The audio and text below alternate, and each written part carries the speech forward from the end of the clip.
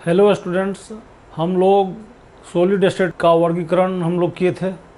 इसके बाद हम लोग सॉलिड स्टेट को दो वर्गों में बांटे, क्रिस्टलीय ठोस और क्रिस्टलीय ठोस। और क्रिस्टलीय ठोस के बारे में हम रबर, कांच, प्लास्टिक के बारे में बताए। क्रिस्टलीय ठोस में क्या होता है, क्रिस्टल में अवयवी कण जो होते हैं नियमित रूप से सजे हुए होते हैं, रेगुलरली अरेंज्ड रहते हैं। इसको हम लोग क्रिस्टलीय ठोस कहते हैं। क्रिस्टलीय ठोस का भी वर्गीकरण हम लोग 4 वर्गों में बांटे। इसके बाद आज हम लोग पढ़ेंगे क्रिस्टल जालक, त्रिविम जालक, इसी को अंग्रेजी में कहते हैं स्पेस लैटिस, क्रिस्टल लैटिस। और यूनिट सेल, एकक कोशिका के बारे में पढ़ेंगे। टॉपिक ये है crystal lattices and unit sales. त्रिविम जालक, क्रिस्टल जालक, क्रिस्टल लैटिसेस, ये टॉपिक है। क्रिस्टल जालक और यूनिट सेल, एकक कोशिका। तो क्रिस्टल जालक क्या होता है, यूनिट सेल क्या होता है। स्पेस में सॉलिड के क्रिस्टलीय ठोसों के अवयवी कणों की जो नियमित व्यवस्था होती है, उस व्यवस्था को का जो 3 डायमेंशनल अरेंजमेंट जो होता है, स्पेस में जो फैला हुआ होता है, स्पेस में जो ठोस के कण नियमित रूप से जो सजे हुए होते हैं, उस व्यवस्था का नाम है त्रिविम जालक। इसी को कहते हैं क्रिस्टल जालक। इसी को स्पेस लैटिस या क्रिस्टल लैटिस कहते हैं। यानी स्पेस में जो फैला हुआ है क्रिस्टलीय ठोस के अवयवी कण, ये जाल की तरह एकदम फैला हुआ है। उस आकृति को, उस सजावट को त्रिविम जालक कहते हैं। और त्रिविम जालक जो होता है वह छोटे छोटे इकाइयों से बना हुआ होता है। तो किसी त्रिविम जालक की, स्पेस लैटिस की जो सबसे छोटी इकाई होती है, जिसकी पुनरावृत्ति से क्रिस्टल जालक का निर्माण होता है, उस सबसे छोटी इकाई को यूनिट सेल कहते हैं। उसको एकक कोशिका कहते हैं। एकक कोशिका, उसी को अंग्रेजी में यूनिट सेल, इसको हम लोग शॉर्ट में यूसी बोलेंगे। तो ये फिगर को देखा जरा, ये क्रिस्टल जालक का एक नमूना है। क्रिस्टल जालक, त्रिविम जालक, स्पेस लैटिस, इसी को कहते हैं। इसमें देखें, ये कण स्पेस में फैले हुए हैं। ये जो कण स्पेस में फैले हुए हैं, ठोस के, क्रिस्टलीय ठोस के जो अवयवी कण ये जो फैले हुए हैं, इस व्यवस्था को कहते हैं त्रिविम जालक। और इसमें देखें, ये सबसे छोटी इकाई है, या एक इकाई है।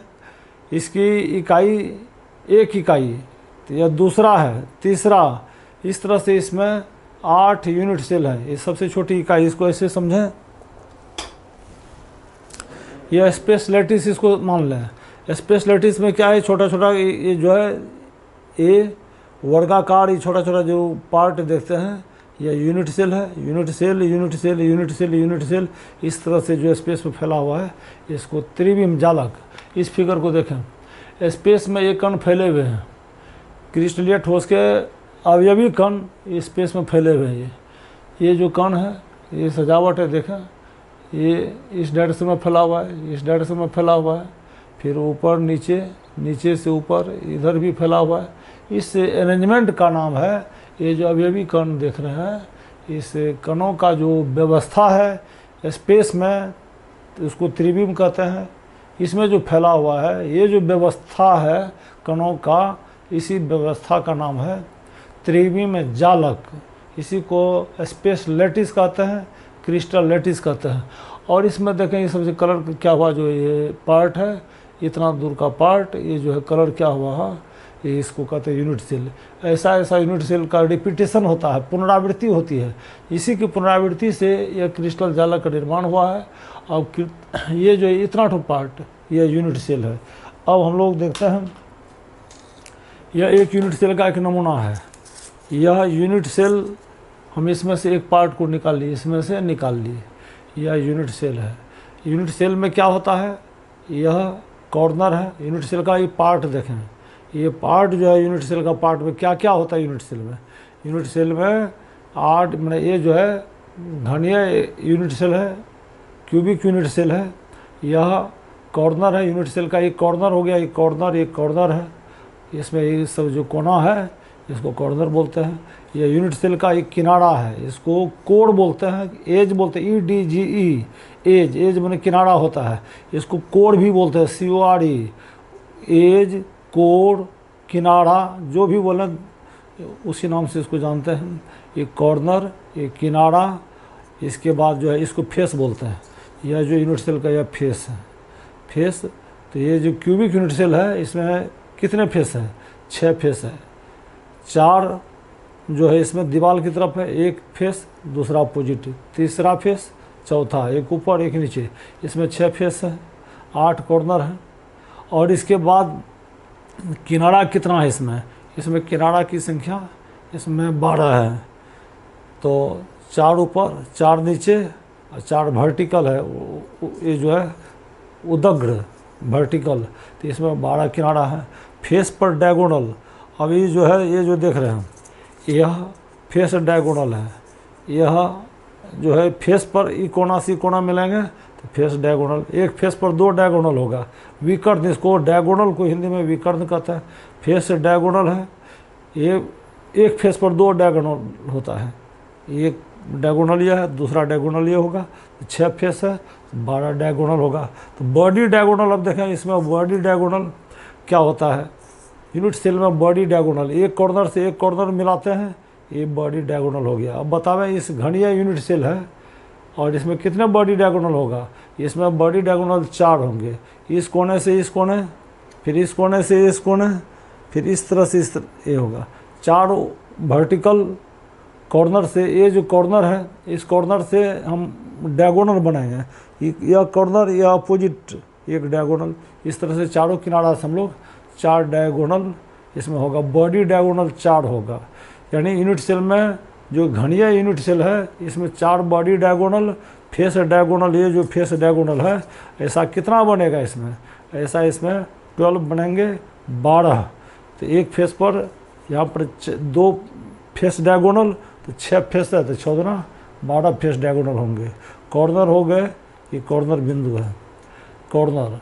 अब इसमें है फेस सेंटर, यह फेस के मध्य में एक गोला है, फेस के मध्य में, तो इसको फेस सेंटर बोलेंगे। तो फेस सेंटर 6 फेस है, तो 6 फेस सेंटर। इसमें बॉडी सेंटर है, अब देखिए बॉडी सेंटर क्या होता है। बॉडी डायगोनल के बीच में जो पॉइंट है ये हो गया बॉडी डायगोनल, यानी centre of body diagonal. Body diagonal का ये सेंटर हो गया।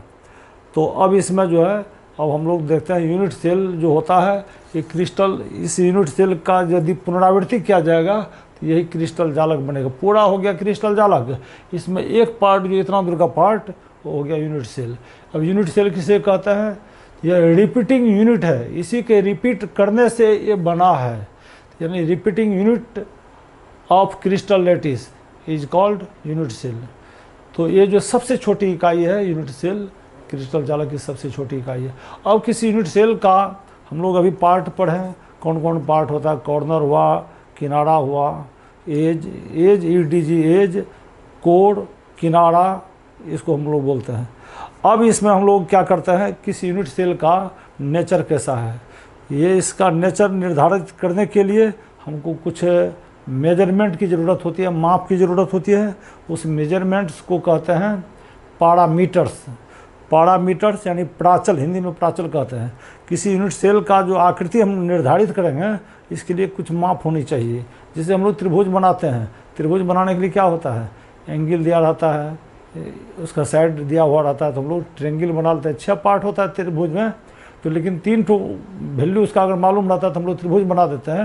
यानी यूनिट सेल बनाने के लिए हमको, किसी यूनिट सेल का निर्माण करने के लिए हमको 6 पैरामीटर्स की ज़रूरत होती है, 6 माप की ज़रूरत होती है।